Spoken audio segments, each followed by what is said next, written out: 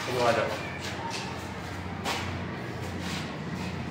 नियम यही पढ़ रहे हैं कि वर्ग के पहले वर्ण का तीसरा वर्ण में परिवर्तन, ठीक है ना। पहले वर्ण का तुम लोग पहला वर्ण समझते हो ना, जैसे तुम लोग पढ़े होगे व्याकरण में पंचमाक्षर पढ़े हो ना, जैसे कि आप लिखते हैं क से ये अंग, ये च, ये जो है ना ये पंचमाक्षर है, ठीक है ना। 5-5 के कॉलम में रहता है और इसके जो 25 वर्ण इसमें रहते हैं।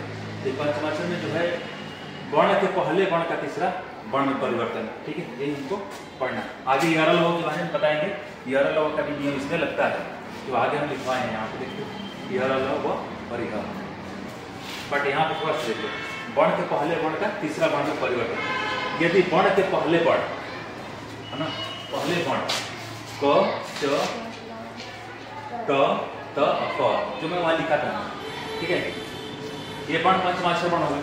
तो ये वर्ण अगर में आते हैं के, तो के बाद किसी भी वर्ण का तीसरा या चौथा वर्ण, देखो यहाँ पे अभी क का क्या हो गया है, ग या ख, चौथा हो गया है ना, ग या ख।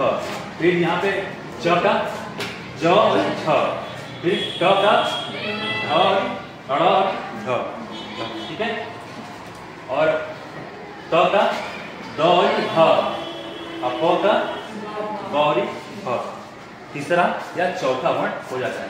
अथवा य र ल व फ में से कोई व्यंजन अथवा कोई स्वर आ जाए तो पहला वर्ण अपने वर्ण के तीसरे वर्ण में बदल जाता है, ठीक है। अगर में ये चीज आता है तो पहला वर्ण जो है तीसरे वर्ण में कन्वर्ट हो जाए।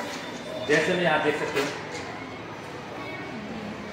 क का क्या हुआ है, क का ग, स्पष्ट दिख रहा है ना, क का ग, च का ज, त का ड, त का ग, प का ब आदि। इसी तरह बदलता जाएगा, पहला वर्ण का तीसरे में कन्वर्ट हो जाएगा। अब थोड़ा सा यहाँ पे देखो दिग्विजय है ना, यहाँ पे दिग्विजय का संधि विच्छेद करोगे तो दिग प्लस विजय। अब यहाँ पे दिग क आ रहा है लेकिन यहाँ पे ग है, तो क का कहाँ चला जा रहा है, ग में परिवर्तन हो जाएगा। पहला जो वर्ण है क, ये तीसरे वर्ण में परिवर्तन हो जाएगा। देखो क का ग हो जाता है, यहाँ पे हुआ है दिग्विजय में ग है यहाँ पे, तो ग का ऐसे संधि विच्छेद करोगे दिग्विजय का दिग प्लस विजय। तो इसमें जो लास्ट वाला वर्ण है क, जब इसको जोड़ोगे तो क का जो है क्या होगा, ग हो जाएगा। जो नियम कह रहा है यानी कि पहला वर्ण को तीसरे में बदल जाएगा। अजंता, अजंता का देखो अच प्लस अंता, तो अब यहाँ पे तो देखो यहाँ पे च है, तो च का तीसरा वर्ण क्या होगा, ज, च का ज हो जा रहा है ना, तभी तो यहाँ पे अजंता होगा। नियम फॉलो हो रहा है नहीं हो रहा है, यहाँ पे च आ रहा है, च का तीसरा वर्ण क्या होगा, ज, समझ में आ रहा है।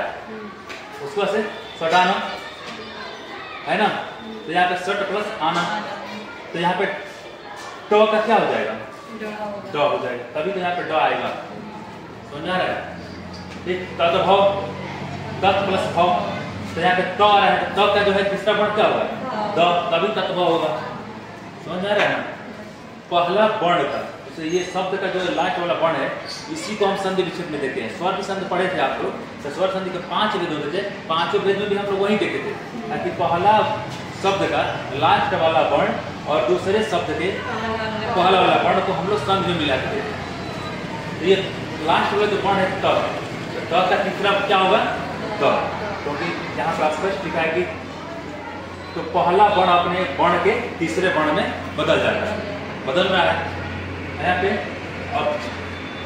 अप प्लस ज, तो यहाँ पे अप का जो प है, अप का प, ये तीसरा वर्ण क्या होगा, ब, तो ब यहाँ पे होगा तभी अब जो समझ में आ गया। यानी कि पहला वर्ण, ये भी ध्यान रखना है तुमको, ये नियम दिमाग में बैठना चाहिए कि जब हम इसका संधि विच्छेद करेंगे तो संधि विच्छेद करते समय यहाँ पे देखना कि जो वर्ण आ रहे हैं उस वर्ण का तीसरा वर्ण ही इसमें ऐड होना चाहिए। यानी कि इसको तोड़ते समय यहाँ पे ग है ना, तो तोड़ो ऐसा कि यहाँ पे ग है तो इसका पहला अक्षर क यहाँ पे दिखे, यहाँ पे पहला अक्षर क दिखेगा तभी इसका तीसरा अक्षर ग बनेगा। यहाँ पे देखो क का तीसरा ग हो रहा है, सेम वही है। वागीश में देख लो, वागीश में वाक प्लस इस, तब यहाँ पे क का तीसरा वर्ण क्या होगा? ग, तभी यहाँ पे ग आएगा। उसी तरह आजाद अच प्लस आद, तो यहाँ पे ज है लेकिन यहाँ पे च है, तो च का तीसरा वर्ण क्या होगा? ज, तीसरा वर्ण में कन्वर्ट हो रहा है। फिर यहाँ पे सट दर्शन, यहाँ पे सट प्लस दर्शन, ट जो है ट का तीसरा वर्ण क्या होगा? द, हो जाएगा, द होगा ना। दर्शन तो यहाँ पे ही है, द होगा। यहाँ पे सत धर्म है तो सत प्लस धर्म, तो ट का तीसरा वर्ण क्या होगा? द, द होगा ना। ये ध्यान रखना कि जब हम यहाँ पे तोड़ेंगे इसको तो ऐसा वर्ण यहाँ पहला आए ताकि तीसरा वर्ण वहां पे कन्वर्ट हो जाए, ठीक है ना। ये कम्बद कप प्लस अंत, तो प का जो है तीसरा वर्ण क्या होगा? ब, तो ब हो रहा है, समझ लिए? इट्स ओके, कोई डाउट? कोई डाउट? पंचमाक्षर बता दिए, पंचमाक्षर क्या होता है? पंचमाक्षर समझ में आया? जैसे क च ट त प होता है ना, ये पंचमाक्षर होते हैं। इसकी संख्या जो होती है कितनी होती है? 25, ठीक है ना। इसको बोलने का तुम लोग पहले ही पढ़ चुके हो, व्याकरण में पढ़े कि नहीं पढ़े? पढ़ लिए हो। कि इसके बोलने का, तो बोलने से हम लोग का मतलब है नहीं, हम लोग संधि पढ़ रहे हैं और व्यंजन संधि के नियम, ठीक है। और नियम में पहला नियम हम लोग पढ़ लिए और दूसरा नियम हम लोग को पढ़ना है। तो पहला नाम नियम यही है कि जब हम किसी भी शब्द के संधि विच्छेद कर रहे हैं तो संधि विच्छेद किए हुए शब्दों के ये जो पहला वर्ण इधर दूसरा वर्ण है, दूसरा वर्ण का तीसरे में कन्वर्ट हो जाता है। जैसे कि यहाँ पहला वर्ण क्या है?